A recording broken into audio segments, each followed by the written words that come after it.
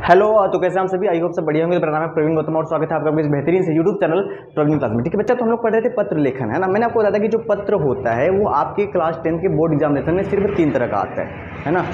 सबसे पहला क्या होता है, प्रार्थना पत्र, जो कि विद्यालय से संबंधित होता है। दूसरा क्या होता है, शिकायती पत्र, यानी कि जो पत्र हम अधिकारियों को लिखते हैं, है ना, किसी तरह की समस्या के लिए, सिर्फ की सफाई के लिए, बिजली की अत्यधिक कटौती के लिए, है ना। तीसरा पत्र कौन सा होता है, वो पत्र जो अपने सगे संबंधियों से संबंधित होता है, यानी कि रिश्तेदारों से, है ना।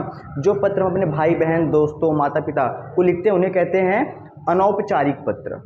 जो पत्र प्रार्थना पत्र होता है या शिकायती पत्र होता है उन्हें कहते हैं औपचारिक पत्र। इनके बारे में मैंने पिछले वीडियो में बताया, अगर आपने उसको नहीं देखा जाकर देख लीजिए, ठीक है ना। यह पत्र लेखन का लास्ट वीडियो है, ठीक है। शुरुआत के 2 वीडियो में मैंने आपको बताया था कि प्रार्थना पत्र को लिखने का फॉर्मेट क्या होता है, स्ट्रक्चर क्या होता है ना, कैसे कैसे लिखा जाता है।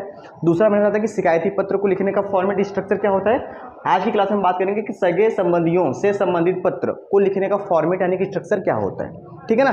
तो समझते हैं कि सबसे पहले ये पत्र होते क्या। देखो, इस तरह के पत्र में क्या होता है कि या तो आपको मित्र को लिखना पड़ता है, या तो माता पिता को, या तो भाई बहन को, है ना। तो आपके एग्जाम में किस क्वेश्चन आए हैं, देखते हैं कि इसमें कैसे कहा गया है, उसी बेस पे हम लिखेंगे। जैसे अपने जन्मदिन पर मित्र द्वारा भेजे गए उपहार के लिए मित्र को धन्यवाद पत्र लिखिए, है ना। ये 2024 में आया गया, है ना, आप यहाँ पे देख सकते हैं, ठीक है बच्चा। अब सुनो, इस पत्र को लिखने का जो फॉर्मेट होता है बहुत ही सिंपल होता है, यानी कि फॉर्मेट यानी कि प्रारूप, जो तरीका होता है। सबसे पहले अगर मित्र को कहा गया तो हम क्या लिखेंगे, प्रिय मित्र अमित, कुछ भी नाम लिखिए, प्रिय मित्र राजीव, प्रिय मित्र सुमित, प्रिय मित्र श्याम, जो भी नाम, बस ध्यान दो कि नाम के साथ सरनेम नहीं होना चाहिए, ठीक है ना। उसके बाद आप क्या लिखेंगे, सप्रेम नमस्कार, इतनी छोटी सी बात, ठीक है। अगर मान लेते हैं कि वो जो पत्र है वो पिताजी को लिख रहे हैं, तो आप क्या लिखेंगे, तो आप यहाँ पे लिखेंगे कि पूज्य पिताजी, सादर चरण स्पर्श। अगर माताजी को तो पूज्य माताजी, सादर चरण स्पर्श। अगर भैया को तो प्रिय भैया या पूज्य भैया, सादर चरण स्पर्श, ऐसे करके, ठीक है। तो खास करके वो मित्र को होगा या आपके भाई को होगा, है ना, ऐसे करके। जैसे मित्र को क्या लिखेंगे, प्रिय मित्र अमित। इसके जस्ट नीचे लिखेंगे सप्रेम नमस्कार, ठीक है बच्चा, ध्यान समझिए।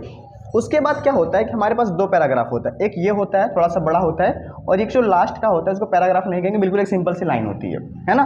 इस पैराग्राफ में हम क्या लिखते हैं, इस पैराग्राफ में हम वो बात लिखते हैं जो कि हम कहना चाहते हैं। जैसे कि इसमें क्या लिखा गया, क्वेश्चन क्या आया है, अभी 2024 में आया था कि वाद विवाद प्रतियोगिता में प्रथम स्थान प्राप्त करने के लिए अपने चचेरे भाई को, है ना, या अपने मित्र को बधाई देते हुए पत्र लिखिए। मतलब कि जो आपका जो मित्र है, वाद विवाद प्रतियोगिता, ये क्या होता है, डिबेट। डिबेट क्या होता है, जैसे कि कुछ लोगों का मानना है कि इस देश में जो जातिवाद है वो ख़त्म हो चुका है, कुछ लोगों का मानना है कि जातिवाद ख़त्म नहीं हुआ है। तो 3 4 5 लोगों की टीम बना दी गई है ना। ये मानने वाले हैं कि जातिवाद खत्म हो चुका है, ये मानने वाले हैं कि जातिवाद खत्म नहीं हुआ है। तो ये दोनों लोग आपस में तर्क करेंगे, है ना, ठीक है, अपने अपने मतलब कि अपना अपना पक्ष रखेंगे, बातचीत करेंगे, ठीक है। तो उस बातचीत में जिसका तर्क सबसे अच्छा रहेगा वो जीत जाएगा। तो आपका मित्र क्या है कि वाद विवाद प्रतियोगिता में प्रथम स्थान पा लिया है, तो उसको पत्र लिखना है आपको। तो आप कैसे लिखिएगा, ठीक है ना, ध्यान समझिए। तो आप कैसे लिखेंगे, है ना, मैं बिल्कुल यहाँ पे लिख के लाया हूँ, आपको समझा रहा हूँ, ठीक है ना। देखो, तो मैं यहाँ पे साइड में खड़ा हो गया, आप देख सकते हैं कैसे लिखेंगे। तो सबसे पहले प्रिय मित्र अमित, है ना, और मैंने बताया कि अगर माता जी को होगा तो कैसे लिखना है, पिताजी को होगा तो कैसे लिखना, भाई को होगा तो कैसे लिखना, बहन को होगा तो कैसे लिखना, ठीक है, सिंपल सी बात। तो आप कैसे लिखेंगे, मुझे यह सुनकर अत्यंत प्रसन्नता हुई कि तुमने हाल ही में आयोजित वाद विवाद प्रतियोगिता में प्रथम स्थान प्राप्त किया है, ठीक है। यह तुम्हारी मेहनत, बुद्धिमत्ता और आत्मविश्वास का परिणाम है। तुम्हारी यह उपलब्धि न केवल तुम्हारे लिए बल्कि पूरे परिवार के लिए क्या है, गर्व का विषय है। यानी कि आपने उसको एक बधाई पत्र लिखा, है ना, उसको आपने क्या लिखा, एक बधाई पत्र लिखा, ठीक है ना बच्चा। अब सुनो, यानी आपने एक बात लिखी, क्या बात लिखी कि मुझे यह सुनकर अत्यंत प्रसन्नता हुई, है ना। ये बात आपने कहाँ पे ख़त्म करी कि परिवार के लिए गर्व का विषय है। इस बात के बाद आप चूँकि बधाई आपको देना, तो आप लास्ट में क्या लिखेंगे, इस उपलब्धि के लिए, यानी कि जो दूसरी बात है आपको इस लाइन में लिखना है ना। मतलब एक पैराग्राफ में आपने एक बात कही, दूसरी में आप छोटी सी बात कहनी है कि इस उपलब्धि के लिए मैं तुम्हें ढेर सारी बधाई और शुभकामनाएं देता हूं। मैं प्रार्थना करता हूं कि तुम्हारा भविष्य उज्जवल हो और तुम हर क्षेत्र में सफलता प्राप्त करो। फिर आप क्या लिख देंगे, तुम्हारा मित्र, ऐसे कोई भी एक नाम। ध्यान देना है कि सरनेम नहीं लिखना है ना। मैंने आपको तीनों पत्रों में, यानी कि प्रार्थना पत्र, शिकायती पत्र और कौन सा, ये सगे संबंधियों से संबंधित पत्र, इन तीनों पत्रों में मैंने आपको एक चीज़ बताई है, जो भी हम यहाँ पे लिखते हैं, चाहे सेवा में, चाहे स्कूल का नाम, चाहे कुछ भी, है ना, चाहे शिकायती पत्र हो, आपने देखा होगा कि सारी बात इधर ही लिखी जा रही है ना।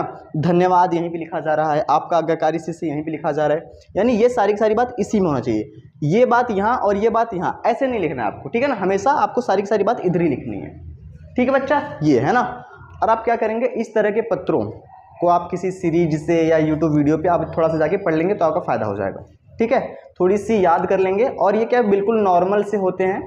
जो पत्र सगे संबंधियों संबंधित होते हैं, उन पत्रों में हम क्या करते हैं कि सिंपल लैंग्वेज, यानी कि घरेलू बातों का यूज करके उन पत्रों को लिखा जाता है ना। तो आप सिंपल तरीके से लिख सकते हैं, ठीक है। जैसे एग्जाम में क्वेश्चन और आया था, एक क्वेश्चन कैसा आया था, अभी जल्दी में आया था, है ना, कि छात्रावास की जीवन शैली पर अपने मित्र को एक पत्र लिखिए, है ना। अब छात्रावास का मतलब क्या होता है, हॉस्टल लाइफ। आप हॉस्टल में रह के जीवन व्यतीत कर रहे हैं, मतलब हॉस्टल में रह के पढ़ाई कर रहे हैं, तो वहाँ का माहौल कैसा है, कैसा आपको लग रहा है। उसके बाद में आपने अपने मित्र को एक पत्र लिखा कि, है ना, मित्र, जैसे आपने लिखा कि प्रिय मित्र अमित, सप्रेम नमस्कार, मैं यहाँ ठीक हूँ, आशा करता हूँ कि तुम भी ठीक होगे। यहाँ का जीवन बहुत अच्छा लग रहा है, सब कुछ बहुत अच्छा है ना। यहाँ का जो डिसिप्लिन है, जो अनुशासन है, वो बहुत अच्छा लगता है, ठीक है ना। ये सारी की सारी बात उसमें आप लिखेंगे। ये कैसे आएगा, थोड़ी सी पढ़ लेंगे, आपका हो जाएगा, ठीक है।